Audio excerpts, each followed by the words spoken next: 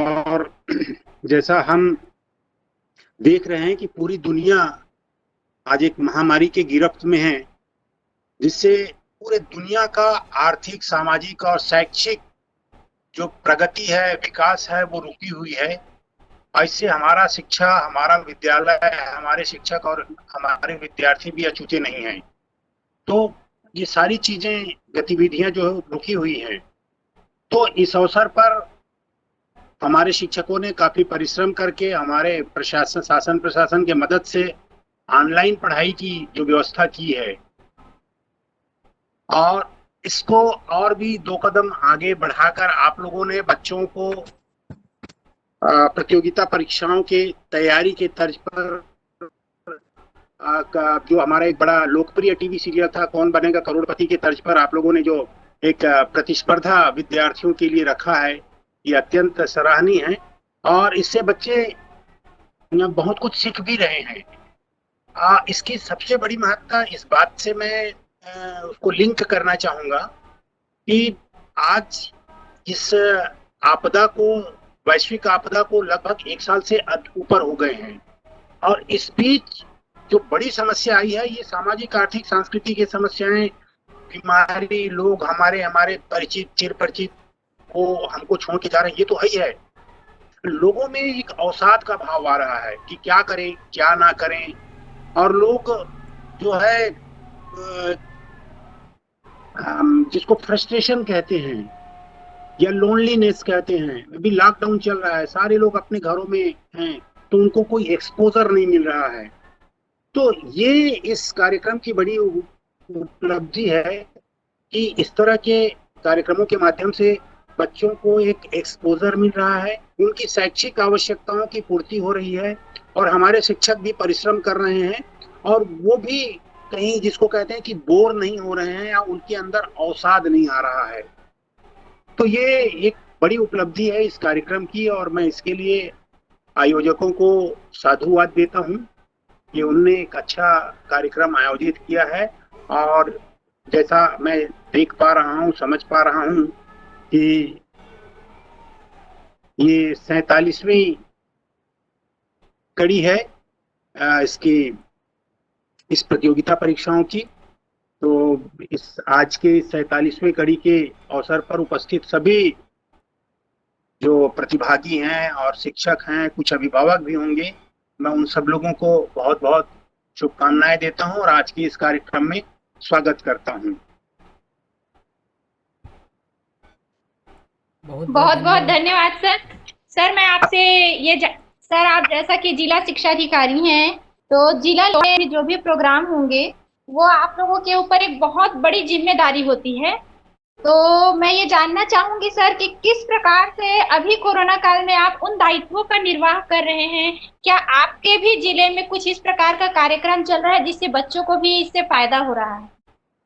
इस तरह के बहुत सारे कार्यक्रम हम लोग भी लगभग पूरे प्रदेश में आयोजित हो रहे हैं। हम लोग भी अपने जिले में एक कोरोना का एक जो अवेयरनेस के लिए शिक्षकों को हम लोगों ने प्रोत्साहित किया है, वो जाते हैं समाज में और उनको प्रेरित करते हैं। अभी जो लॉकडाउन है उसके लिए भी हम लोगों ने कर रखा है। और ये मोहल्ला क्लास, ये पूरे प्रदेश में शासन ने जो किया था, तो बच्चों को पढ़ाने और बच्चों को शिक्षा जो है उनके डोर स्टेप पर, उनके दरवाजे तक पहुंचाने का प्रयास कर रहा है। और हम लोग जहाँ तक प्रशासनिक दायित्वों का हम लोग निर्वहन करते हैं, तो शैक्षिक के साथ साथ हम लोगों को बहुत सारे प्रशासनिक कार्य भी करने होते हैं। परंतु उन कार्यों को, उन दायित्वों के अलावा विद्यार्थियों के हित के लिए हम लोग जो करते हैं वो हमारा असली दायित्व होता है। और मैं तो शुरू से इस मेरे शिक्षकीय जीवन का सबसे बड़ा ये जो सूत्र वाक्य है वो है बाल देवो भव। मैं मानता हूँ कि बच्चे, शिक्षा विभाग से जुड़े लोगों के लिए देवता तो बहुत सारे हैं, परंतु हमारे लिए जीते जागते देवता ये विद्यार्थी ही होते हैं। इन्हीं के वजह से, इन्हीं के कारण हमारी एक समाज में हमारी प्रतिष्ठा होती है, हमें एक अच्छी नौकरी मिलती है, मान सम्मान होती है। तो विद्यार्थी मेरे लिए जीते जागते देवता के समान होते हैं। और इसीलिए मैं जिन भी जिलों में मैं काम करता हूँ, वहाँ सारे विद्यालयों में मैं एक सूत्रवाक्य लिखवाता हूँ कि बाल देवो भव। तो हम लोग बहुत सारे काम करते हैं, पर बच्चों के लिए काम करने का जब अवसर मिलता है तो वो मेरी प्राथमिकता में होती है। और यही कारण है कि मुझे जब आपके कोर टीम के माध्यम से एक आमंत्रण प्राप्त हुआ कि आपको इस कार्यक्रम में उपस्थित होना है, तो मुझे प्रसन्नता हुई और मैंने सहजता से इस कार्यक्रम में उपस्थिति की सहमति दी थी। आपका बहुत बहुत धन्यवाद। मैं और कुछ जानना चाहूंगी सर, जैसा कि आपने कहा कि मोहल्ला क्लास के मोहल्ला पढ़ई तुहर द्वार के बहुत सारे ऐसे कार्यक्रम हुए अभी कोरोना काल में जिससे बच्चों को पढ़ाई में जोड़ा जाए, लेकिन कुछ ऐसी भी दिक्कतें आई हैं सर जमीनी स्तर पर जो शिक्षकों ने जिनको फेस किया है। जैसे कि बहुत सारे बच्चों के पास हम देखते हैं मोबाइल नहीं है। कोरोना काल में ऐसा होता है सर, शिक्षकों के साथ उनको मोहल्ले में भी घुसने नहीं दिया जाता है, कहा जाता है कोरोना है बच्चों को हो जाएगा। इस तरीके से बहुत सारी ऐसी समस्याएं, कई बार माता पिता जो है बच्चों को कोरोना के डर के मारे नहीं भेजते थे। बहुत सारी ऐसी दिक्कतें, क्या आप लोगों के साथ भी ऐसी कोई दिक्कतें आई और किस प्रकार से आपने उन दिक्कतों का हल निकाला? देखिए, कोई भी अच्छा काम जब हम करते हैं तो दिक्कत परेशानियां आती हैं और बिना परेशानियों की जिंदगी का कोई महत्व नहीं है। मैं एक जिम्मेदार पद पे रहते हुए एक बात स्वीकार करता हूं कि मोहल्ला क्लास या पढ़ाई तुम्हार द्वार से हमको उतनी उपलब्धि प्राप्त नहीं हुई। हम 100% बच्चों को हमने जोड़ नहीं पाया, क्योंकि उसके बहुत सारे कारण थे। बहुत सारे बच्चे थे जिनके अभिभावकों के पास स्मार्टफोन नहीं थे। स्मार्टफोन थे भी तो एक स्मार्टफोन था, फिर अभिभावक दिन में जब कक्षाएं चलती थी तो वो लेके चले जाते थे।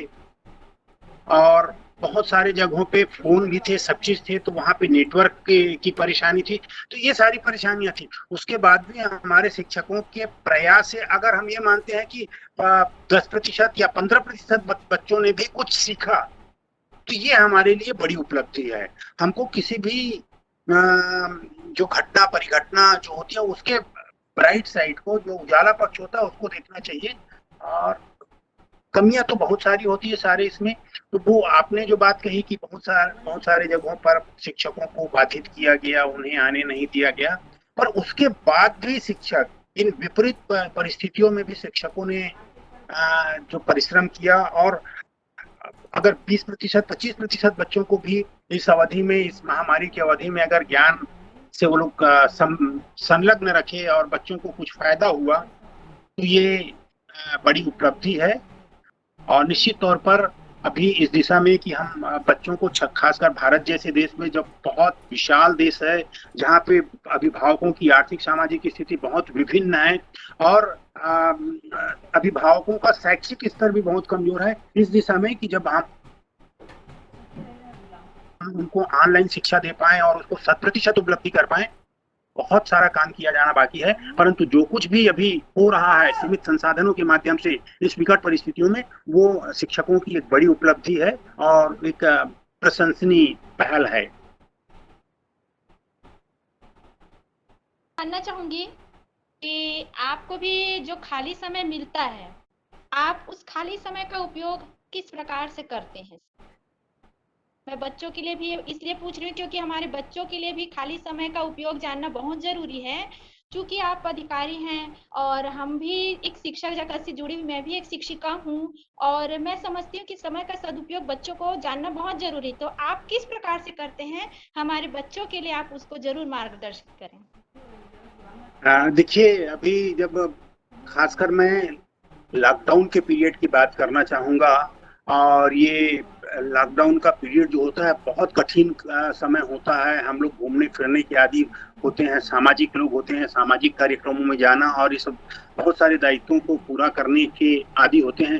परंतु अभी जिस ढंग से बीमारी का विस्तार हुआ है, खासकर सेकेंड स्ट्रेन बहुत आक्रामक है और उससे बहुत ज्यादा परेशानी हो रही है, डेथ रेट भी बढ़ा हुआ है। तो हम लोगों को तो ये चाहिए, अब मैं तो ये कर रहा हूँ कि अभी कम से कम 4-5 दिन हो गए मैं अपने घर के बाहर गली पर भी नहीं निकल पाया हूँ, और मैं सबसे ये अपेक्षा करता हूँ कि इतनी समझदारी सब लोग दिखाएं। तो ऐसे स्थिति में निश्चित तौर पर समय कैसे गुजारा जाए, ये एक बड़ी चुनौती होती है।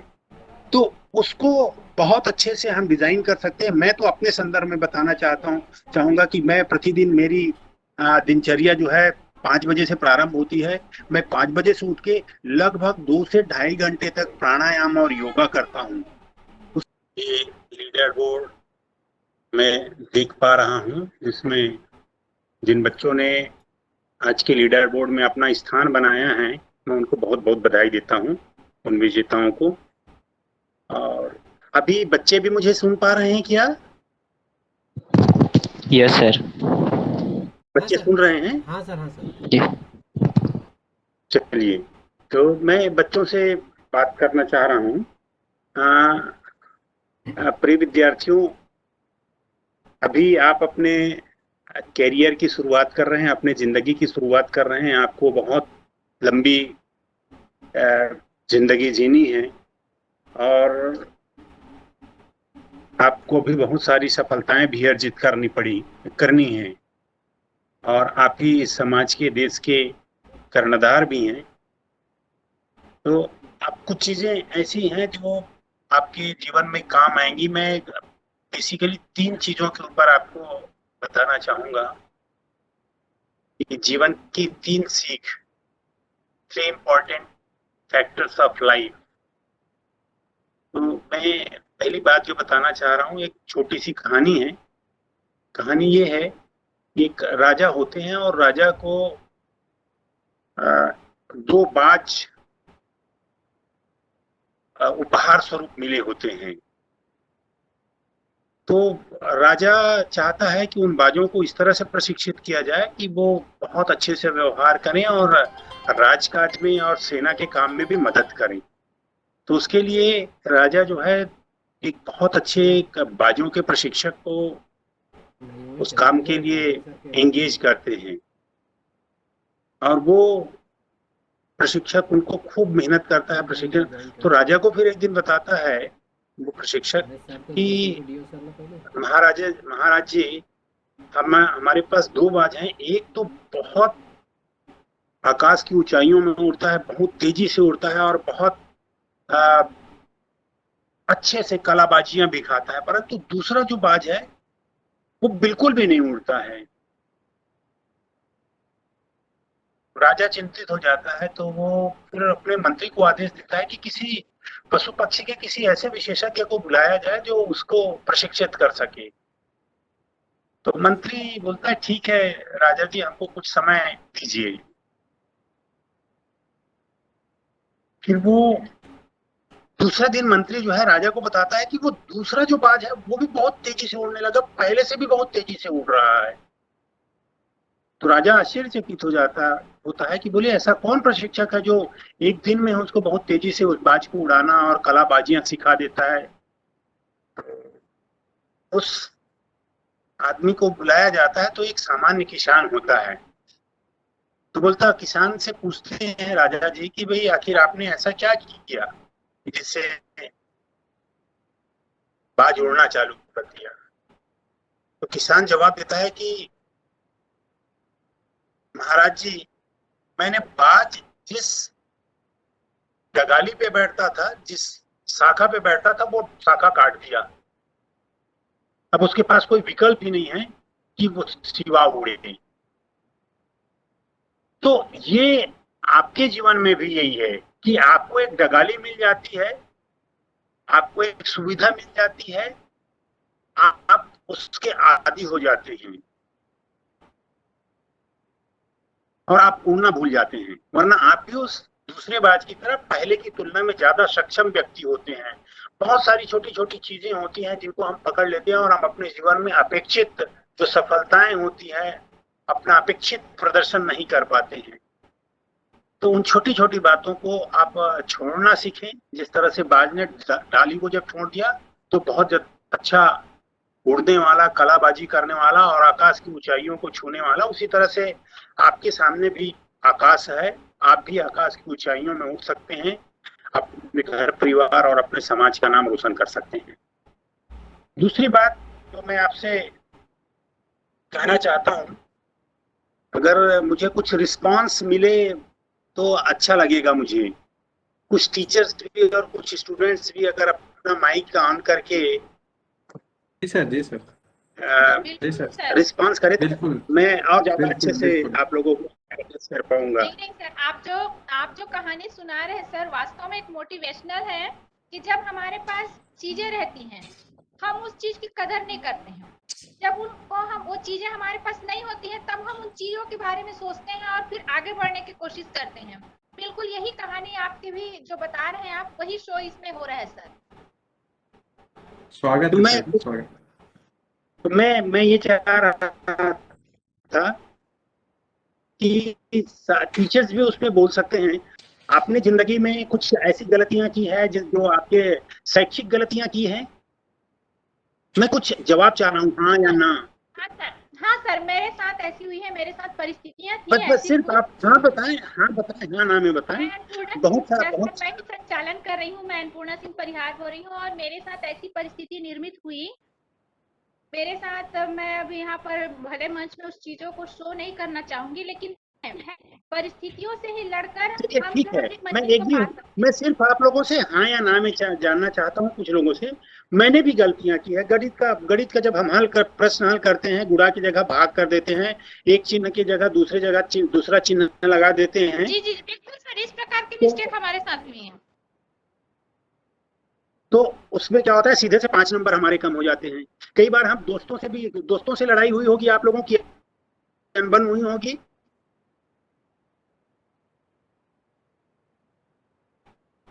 मैं फिर से जी रिस्पॉन्स सर, जी सर, चाहूंगा। जी जी जी जी जी जी। हुए हैं सर जी। होती है, बिल्कुल हुई है सर, होती है होती है, कई बार। और फिर उसके अभी बाद भी हमको होती है। ये भी महसूस होता है कि नहीं होती है, और हम महसूस करते हैं कि नहीं, इसमें वास्तव में गलती मेरी थी। कई बार अभिभावकों से भी हमारे अनबन हो जाते हैं, हम भी उनको कुछ बोल देते हैं या उनसे ऐसा कुछ कह देते हैं कि फिर बाद में हमको ये एहसास होता है कि अभिभावकों से ऐसा नहीं करना चाहिए था। ऐसा भी होता है हमारे जीवन में, और ये लगभग सबके जीवन में ऐसा होता है। तो ये गलतियां और त्रुटियां सबके जिंदगी में होती हैं। परंतु हम लोग शिक्षा से जुड़े हुए लोग हैं, और सबको याद होगा जब हम एक पेंसिल यूज करते हैं तो पेंसिल के पीछे में एक रबर होता है ना, जिससे हम इरेज कर सकते हैं। तो जिंदगी में हमारी जो गलतियां होती हैं, त्रुटियां होती हैं, मैं विद्यार्थियों से, हम टीचर से भी यही कहना चाह रहा हूं कि हमारी जिंदगी में जो गलतियां होती हैं, कई बार शिक्षकी दायित्व में भी हमसे कुछ त्रुटियां हो जाती हैं, तो उसको हमारा पेंसिल के पीछे जो इरेजर होता है, रबर होता है, उसका इस्तेमाल करना चाहिए और हमें उन त्रुटियों को रिपीट नहीं करना चाहिए, उन त्रुटियों को दूर करना चाहिए। तो ये क्या है, भूल जो है ये मनुष्य की प्रकृति है, और ये मान लेना कि हमसे भूल हुई है, ये संस्कृति है। और अगर हम उन भूलों को सुधार लें तो वो प्रगति है। और शिक्षक मित्रों, मैं आपको ये कहना चाहता हूं कि अगर हमसे कोई त्रुटियां होती है जिंदगी में, उसको सुधार लेना। अगर नहीं सुधारेंगे तो हम प्रगति नहीं कर पाएंगे। उसी त्रुटि को अगर बार बार किया जाए तो फिर वो त्रुटि नहीं होता, फिर वो हमारी आदत में हो जाती है, गलती करने की हमारी आदत हो जाती है, और हम उसको इंटेंशनली करने लगते हैं। इसलिए अगर जिंदगी में हमने कोई गलतियां की है, हमारा कोई एकेडमिक त्रुटि हुई हो, शिक्षक की त्रुटि हुई हो, समाज में दोस्तों के साथ हुई हो, पेरेंट्स के साथ हुआ हो, तो उनको सुधार लेना जो हमारी संस्कृति है, तो उसको सांस्कृतिक रूप से स्वीकार करना चाहिए अगर हमको प्रगति करना है तो। तीसरी सीख मैं विद्यार्थियों और शिक्षकों को जो बताने जा रहा हूं, वो भी एक छोटी सी घटना है, एक कहानी है। एक शहर होता है, शहर के बीचों बीच एक म्यूजियम होता है, और बहुत सुंदर म्यूजियम होता है। उसमें जो फ्लोर होता है वो भी संगमरमर का होता है, और बीच में एक बहुत सुंदर मूर्ति होती है जिसको देखने के लिए लोग आते हैं, वो भी संगमरमर का बना होता है। तो एक दिन ऐसी रात में जब पूरा म्यूजियम बंद हो गया, तो संगमरमर जो फर्श में बिछा होता है वो उस मूर्ति से बात करती है। बोले, भाई देखो, हम दोनों एक ही खदान से निकले हैं, एक ही गाड़ी से हमारा परिवहन हुआ है और यहाँ तक पहुंचे हैं, और एक ही जो कारीगर है वो उसने हम दोनों को तराशा है, परंतु और बारिश सहे। फिर उसके बाद एक ही कारीगर ने हम लोगों को तराशा भी। तो तुम याद करो, सबसे पहले तुमको तराशा गया, और जब उसकी छैनी और हथौड़े की मार पड़ी तो तुमने कहा तुमको असह्य दर्द हुआ, और तुमने छैनी और हथौड़े के जो दर्द थे उसको सहने से इनकार कर दिया। तो कारीगर ने तुम्हें किनारे रख दिया और तुम्हें एक फर्श के रूप में, और मैंने उन छैनी और हथौड़े के जो दर्द थे उसको बर्दाश्त किया, मैंने उसको एंजॉय किया, और आज मैं इस स्थिति पे आ गया हूँ। तो जिंदगी और समाज हमको तराशने के लिए इस तरह से छैनी और हथौड़े का उपयोग करता है। जो उन परेशानियों से, जो उन दिक्कतों से का सामना कर पाएगा। हम सब लोग मंदिर जाते हैं, वहां पे एक मूर्ति भी होती है जिसकी प्रार्थना करते हैं, हम लोग प्रणाम करते हैं, उसकी पूजा करते हैं। वो छैनी और हथौड़ी की मार आके ही वहां पे स्थापित होता है। तो अगर आपको भी स्थापित होना है, आपको भी जीवन में सफलता और अपना नाम कमाना है, तो जो उनका सामना करिए और अपने जीवन को सफल बनाइए। तो ये 3 इंच करते हैं। और कमोबेश जिला शिक्षा अधिकारी हूँ, आपके शिक्षक, आपके अच्छे शिक्षक हैं, आपके पेरेंट्स भी बहुत सारे लोग बड़े सफल लोग होंगे, तो उनके जीवन में भी ये सारी चीजें आई हैं। उनने भी अपने कंफर्ट जोन को छोड़ा है, बाज के जैसे डाली को छोड़ा है। उनसे भी त्रुटियां हुई होंगी, उन त्रुटियों को उन्होंने सुधारा है और स्वीकार किया है, और उनने भी बहुत सारे कष्ट सहे हैं। तो हमारे आसपास जिंदगी में जो होती है, हमारे पेरेंट्स, हमारे गांव, हमारे शहर के आसपास जो सफल लोग होते हैं, सीखने के लिए चीजें होती है, और यही 2-3 चीजें होती हैं। अगर इनको आपने भी अपने जीवन में उतार लिया तो आप भी सफल हो सकते हैं, आप भी समाज के एक स्तंभ और समाज में जाने पहचाने नाम हो सकते हैं। मैं आज के डैशबोर्ड में जो विद्यार्थी सफल हुए उनको बधाई देता हूं, और जो विद्यार्थी किन्हीं कारणों से सफल नहीं हो पाए हैं, आपने सहभागिता दर्ज की है, ये ही बहुत महत्वपूर्ण बात है। और लगातार आप प्रयास करते रहिए, आपको भी सफलता मिलेगी। मैं आप लोगों को सहभागिता के लिए बहुत बहुत बधाई देता हूं। जीतना या हारना उतना महत्वपूर्ण नहीं होता है जितना किसी कार्यक्रम में सहभागिता या पार्टिसिपेशन होता है। मैं पुनः आप सब लोगों को बधाई देता हूं, आयोजकों को भी बधाई देता हूं कि आप बहुत अच्छा कार्यक्रम कर रहे हैं। इस पेंडेमिक्स के दौर में जहां पे बच्चे पढ़ाई लिखाई से विरत हो गए हैं, ज्ञान से विरत हो गए हैं, दूर हो गए हैं, उनको आप एक स्टेज दे रहे हैं, एक मंच दे रहे हैं, और आप लोग भी खूब परिश्रम कर रहे हैं। आयोजकों को मैं पुनः एक बार बहुत बहुत बधाई देता हूँ। धन्यवाद।